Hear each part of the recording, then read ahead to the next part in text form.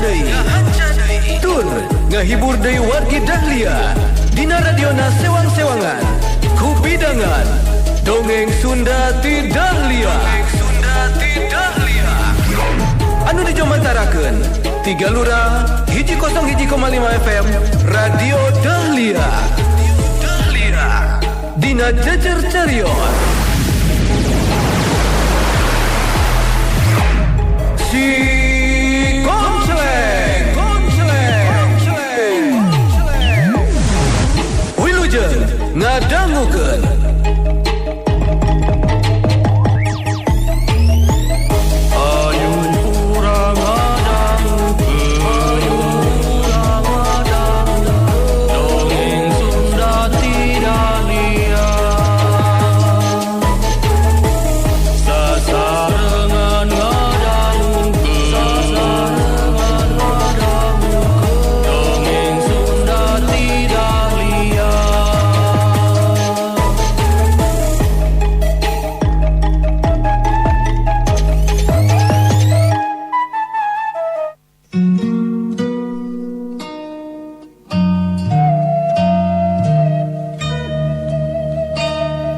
Wargi Dahlia siapunten neme mohon sanes modal karenceng.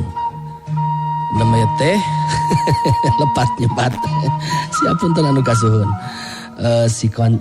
Serial si Konceleng dina jejer carios si Konceleng manjing karengkeng maksudna eta. Kamari teh wargi prawira ngadugikeun warta ka Nilamsari ngeunaan si Konceleng anu rehna bade ngadahup sareng Laraswati katampina ku manahna Nilamsari aya nu nyareset peurih dina hatena namun Nilamsari tetep nyumputkeun semu di payunan prawira. Urang lajengkeun si Konceleng manjing karengkeng karya Bagus Respati.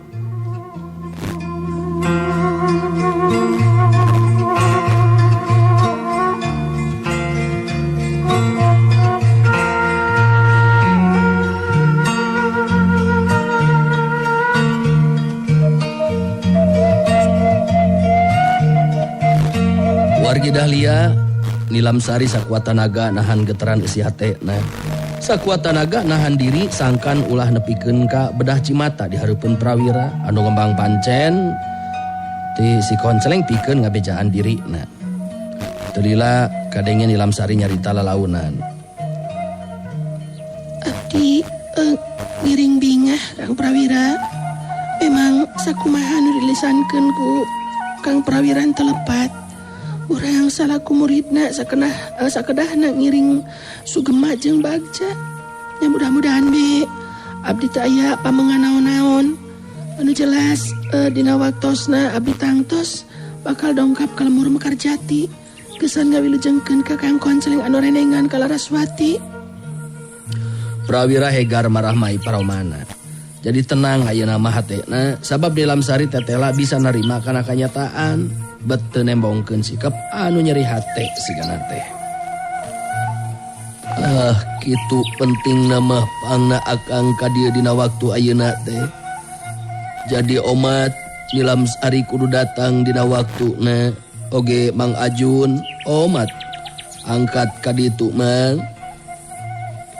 Prawira ngareret ka Mang Ajun. Anu direret terus ngawalon. Ari jang prawira. Ya tang tu be Mang bakal datang atuh.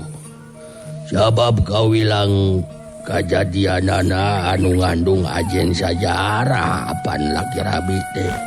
Nu badak kalah kumaha oge Mang matang tu bakal datang komo ayeuna. Anu ngondang ka dieu teh sasatna jang prawira.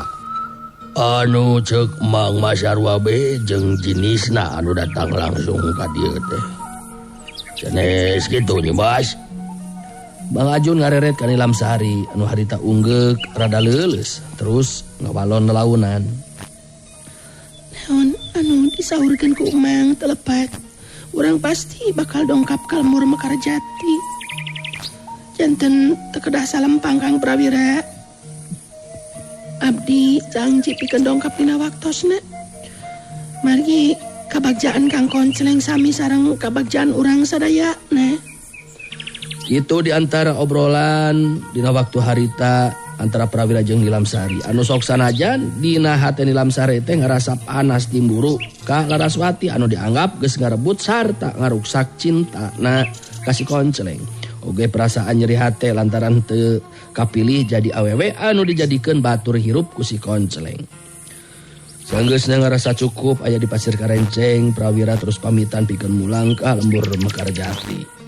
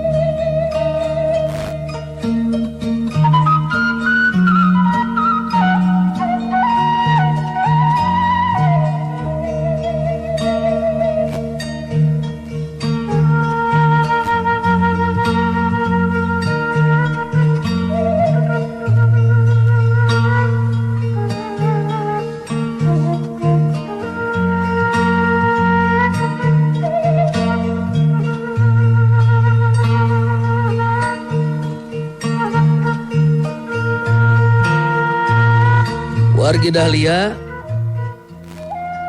bareng jeung lumakuna waktu anu marengan rengkak paripolah sakumna insan magelaran di pawenangan. Waktu anu tangtu wanci nu dianti-anti ku si Konceleng jeung Laraswati datang. Si Konceleng jeung Laraswati rendengan tulus langsung kapalupuh nangtung jucung kabale nyungcung kauntung tipung katambang beas laksana kapiduriat. Lembur Mekarjati jadi haneuteun. Lain ngan saukur ti lembur Mekarjati wungkul malah ti lembur-lembur sejena boh paguron-paguron atawa jalma biasa. Nya kitu deui jago-jago anu ngarasa neundeun rasa hormat jeung simpati ka si Konceleng pada datang pikeun nepikeun ka bungah ka si Konceleng nu pangantenan. Nilam Sari oge tetela datang negerakeun rasa kabungahan. Waktu si Konceleng geus laksana rendengan jeung Laraswati. Kitu dina syariat mah, tetapi dina waktu harita dina hate Nilam Sari tetep aya ari rasa kanyeri mah ningali si Konceleng rendengan jeung awewe lain. Rupa-rupa hiburan dipidangkeun minangka negerakeun rasa kabungah di sakumna jalma anu ngarasa simpati ka si Konceleng.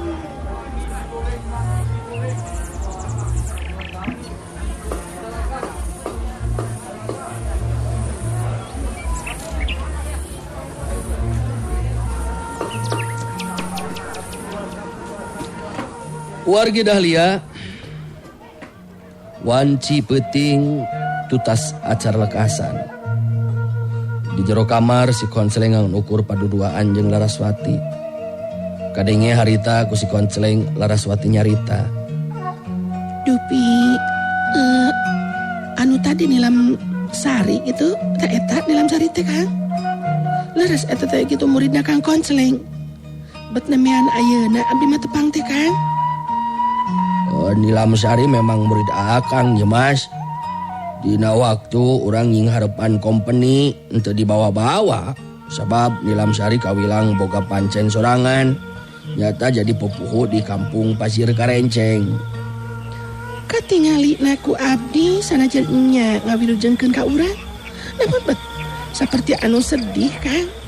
Benten tetepan sareng paromana. Si Konceleng nyerenges euri bari terus nyarita deui. Sok aya baik nya Mas mah. Ya bagja be nu aya meureunan sabab kabagjaan akang tangtu mangrupa kabagjaan Nilam Sari oge. Seperti halna prawira. Oke gitu kaayaan kapan? Nanging Nilamsari jelas benten Kang. Abdi bet jadi langkung panasaran yang terang. Saha anu salaresna Nilamsari? Upama teu kabotan mah, nah teu langkung sae upama Kang Konsleng diterangkeun ngeunaan Nilamsari anu salaresna Kang. Laraswati bangun anu panasaran hayang leuwih nyaho saha sabenerna Nilamsari. Si Konsleng ngahulang sakedeung. Anu dilisankeun ku Laraswati memang teu salah. Ku si Konsleng oge bisa katingali dina waktu tadi Nilamsari datang, sanajan disumputkeun ku pamilu anu hade atau pamulu anu hade. Tapi katingali semua anu sedih jeung nyeri hate. Kadenge Laraswati harita nyarita deui. Upama Kang Konsleng leresnya ka abdi, muga masuk keterangan anu langkung jelas Kang. Saha salaresna Nilamsari? Teu kaabotan apan upami abdi tumaros kitu Kang. Si Konsleng narik napas panjang. Memang eueuh salahna upama dicaritakeun ngeunaan saha sabenerna Nilamsari. Dumasar kana eta tinimbangan, si Konsleng terus kena lisan. Hade Nimas, ayeuna ku akang bakal diterangkeun saha sabenerna Nilamsari. Tetapi kade yo Nimas ulah salah harti. Akang memang moal make rek nyumputkeun rahasia. Sabab di antara salaki jeung pamajikan kudu bruk-brak. Ulah aya anu disumput salindungkeun. Kieu ya ari jujutanana ngeunaan Nilamsari mah anu sabenerna kieu yo. Tanpa dikurangan jeung dileuwihan ku si Konsleng. Harita dicaritakeun ngeunaan saha sabenerna Nilamsari. Kabilang wanoja anu memang miharap dihukum ku si Konsleng. Anu saterusna diangkat jadi muridna. Dimimiti kejadian si Konsleng neangan Nilamsari anu tapa teu make baju sacewir-cewir acan di jero gua larangan tea. Nepikeun ka akhirna Nilamsari jadi pupuhu di pasir karenceng. Kabehanana ditetek taya anu kaliwat ku si Konsleng dina peuting eta.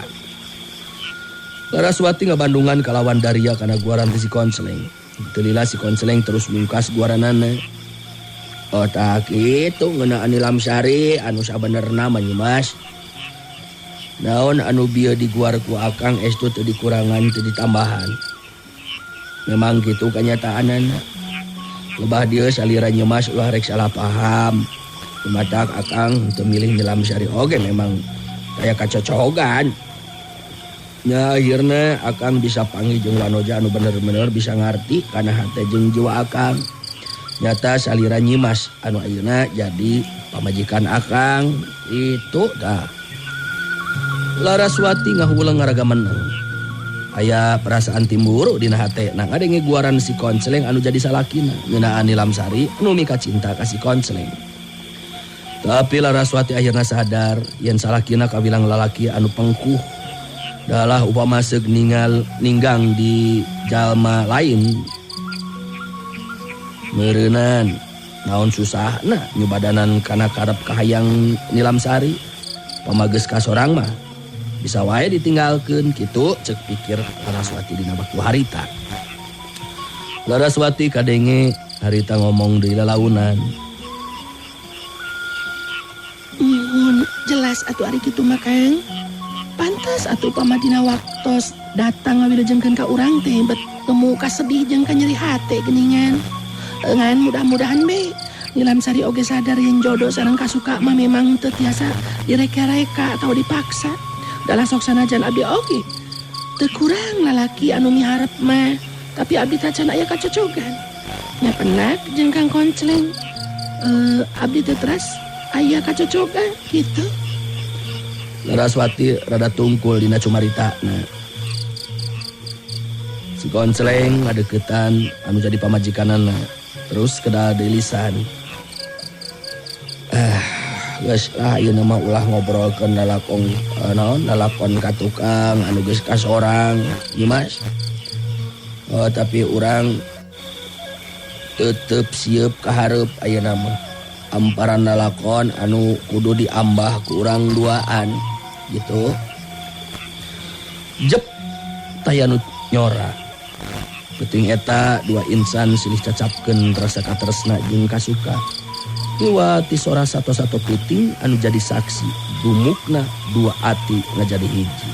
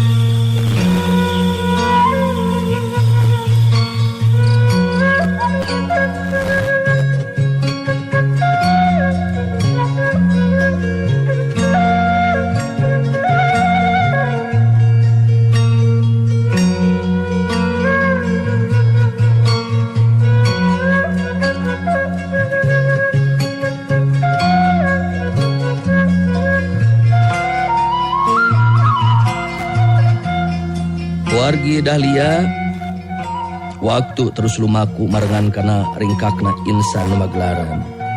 Si Koncleng ku prawira dipernahkeun di salah sahiji imah anu memang geus leuwih teu heula dibangun. Kituna teh lantaran kanyaah prawira memang hayang ngajejehkeun anu jadi guruna. Si Koncleng jeung Laraswati dumuk di imah anyar teh anu memang teu pati jauh jeung imahna prawira. Sedangkan di Pasir Karenceng, di Lamsari, di poe ka poe sanajan nyobaan pikeun ngabrang-brangkeun hate, tapi tetep rasa kasedih jeung kanyeri mah teu bisa leungit. Saperti kaayaan harita Gunter ngobrol jeung Mang Ajun salaku panesahatna. Katinggalina ku Mang Maya saliranya Mas teh ti poe ka poe basiga anu alum nguyung geningan. Nah kunaon ni Mas? Aya naon ieu teh? Mang bat jadi panasaran yang terang naon kasusah salira Nyimas. Mang Ajun tumanya ka Nilamsari. Memang Nilamsari salila ieu jarang ngobrol ieu nama. Nilamsari neuteup ka Mang Ajun bari ngarenghap narik napas panjang teu lila terus ngawalon lelaunan.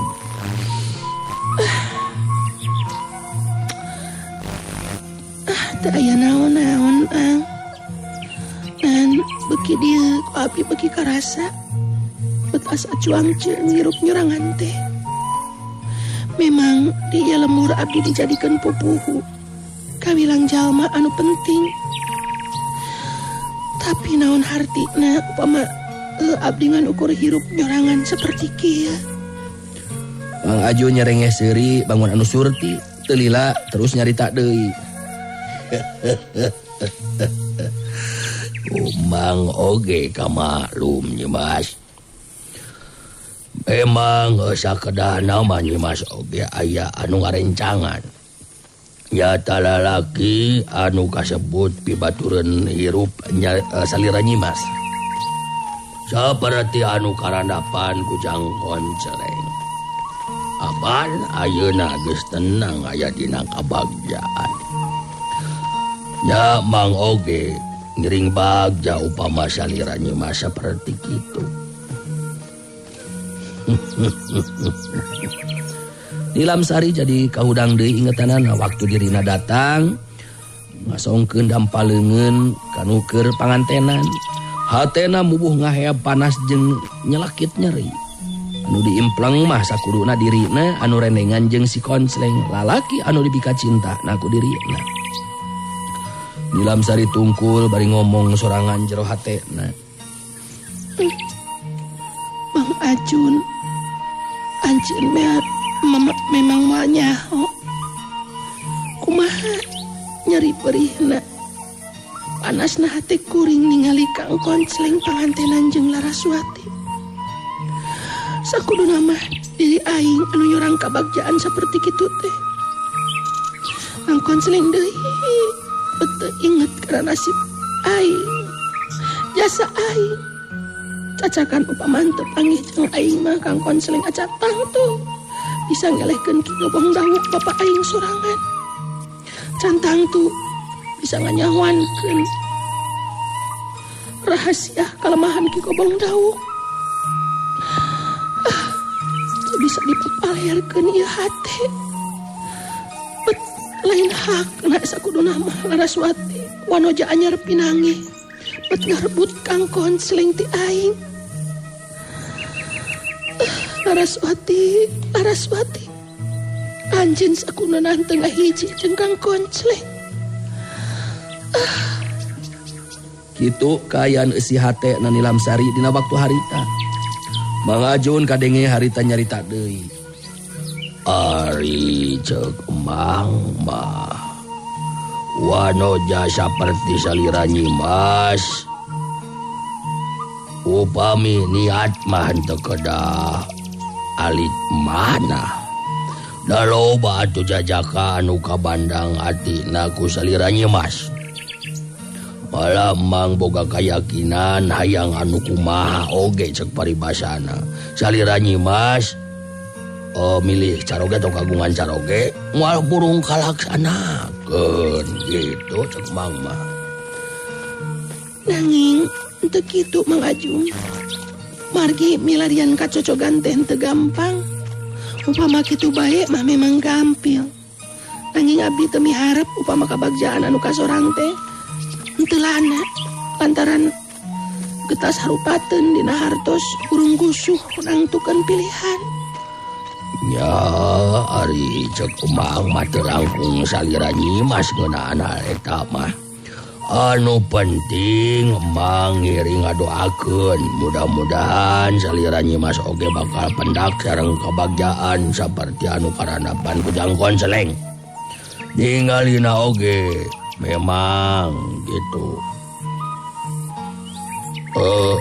Maksudnya Mang sugema kana hatena ge ningali Jang Konsleng teh. Bagja. Memang abdi oge ari harapan mah kitu pisan Mang. Da sajalmina anu teu hoyong aya dina kabagjaan. Mung dinten enjing panginten abdi miyos ka lembur Mekarjati Mang. Janten wayahna di dieu wakilan kok Mang. Ke nah aya kaperyogian naon gitu. Kedah angkat ka lembur Mekarjati sagala rupa. Ya bade ka saha maksudna? Ka Jang Konsleng. Ayana naon Mang? Mung anjang sono be ieu mah. Kamari apandina waktosna pangantenan mah rariweuh seueur jalmi. Ayeuna mah tos salse tangtosna oge. Nu utami mah anjang sono we. Oh, gitu. Ya mangga tuh pami kitu mah. Salam beti emang gitu ka Jang Konsleng sareng anu sanesna. Keun engke meureundan upama salse mah bagian emang anu anjang sono ka Jang Konsleng gitu. Itu diantara obrolan antara Nilamsari jeung Mang Ajun. Nilamsari memang boga maksud anu tangtu sabenerna mah lain ngan sakadar anjang sono hungkul. Ngan eta pamaksudan teh tangtu be moal diomongkeun ka sasaha oge. Iwal ti Nilamsari sorangan anu nyaho naon maksud anu sabenerna pangna datang ka lembur Mekarjati.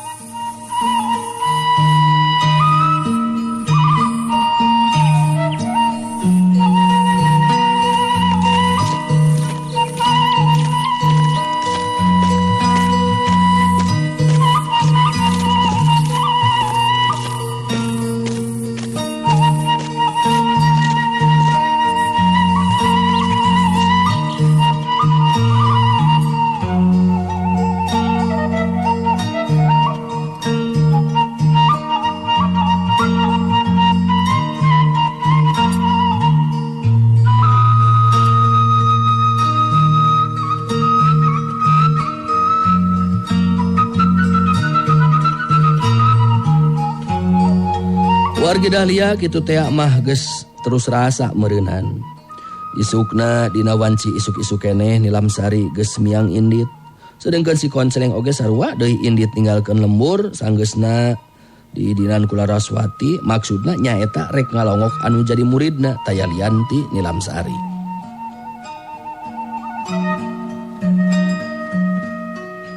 Nilamsari anu leuwih ti heula datang ka imahna si Koncleng. Kadatanganana dibagiakeun ku Laraswati. Sanggeusna aya di jero imah tur silih bagiakeun sakumaha mistina. Harita Laraswati anu muka caritaan. Hanya kal atuh Nyai Nyi Nilam. Tadi Kang Koncleng teh isuk keneh miang ti dieu. Maksudna mah nyata rek ngalongok salira. Tapi Nyi Nilam ayeuna sumping ka dieu geuningan. Ngadenge si Koncleng eueuh di imah malah keur lunta ka pasir karenceng. Pikeun Nilamsari mah bet asa mobok manggih gorowong aya cukang komomun mentas. Bisa ngalaksanakeun pamaksudanana anu dikemu di lajur hatena.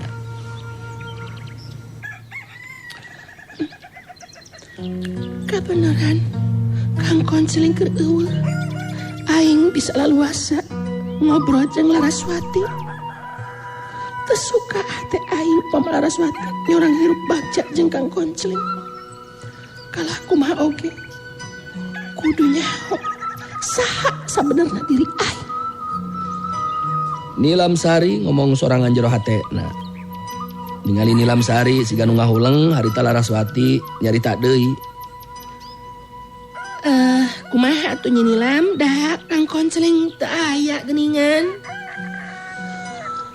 Abdi dongkap ka dieu teh memang hoyong ngobrol anu panjang lebar sareng cece di dieu. Nu mawi kalaresan be Kang Koncleng ayeuna teu aya di dieu.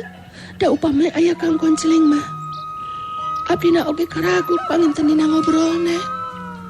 Laraswati netep antep ka Nilamsari.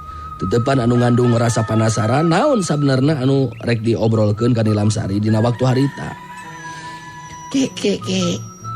Nah, aya obrolkeun naon kitu Nyi Nilam teh? Sok atuh obrolkeun ka Ece. Nanging langkung ti payun punten. Ece ulah lepat hartos. Abdi sanes bade mutik-mutik kagorengan. Nanging memang Laraswati peryogi uninga kana kaayaan anu salaresna. Nilamsari ngomongna dina pamulu anu ngemu kasedih. Tangtu be pikeun Laraswati mah beuki panasaran hatena. Ayi Nilam teu kedah asa-asa. Ece oge moal salah harti. Sok dicaritakeun ka Ece. Maksud ayi Nilam ngutik-ngutik kagorengan teh. Kagorengan saha kitu ieu teh? Nilamsari netep ka Laraswati. Tina sela-sela juru bibir panona katingali aya nu ngalembereh mapai pipina. Si panon kasedih anu kajurungku maksud anu tangtu dina hatena Nilamsari. Waktos nawargi geningan parantos mepet dewa kata buhopat. Kada dipungkas dewa ieu serial si Koncleng dinten ieu. Insyaallah enjing urang lajengkeun deui naon sih maksud Nilamsari nepangan ka Laraswati. Tur naon anu bade didugikeun ka Laraswati. Urang guar sakedik-sakedik enjing atau dinten ieu masih kuring kana undur pamit atur nuhun kana sadaya perhatosan hapunten kana samudaya kelepatanana. Wilujeng kantun ka sadayana permios. Assalamualaikum warahmatullahi wabarakatuh. Panteng radio Panteng Dahlia, enak-enak langgamnya Dahlia. Perungah, go goyang. Wargi Dahlia, cag heula, urang cageun heula. Dugi ka dieu, dongeng Sunda ti Dahlia dina dinten ieu. Dina carios si Koncleng. Tong hilap ulah dugi ka kantun. Enjing patepang dangu deui dina acara sareng tempat anu sami mung di 101,5 FM Radio Dahlia. Wilujeng kantun permios.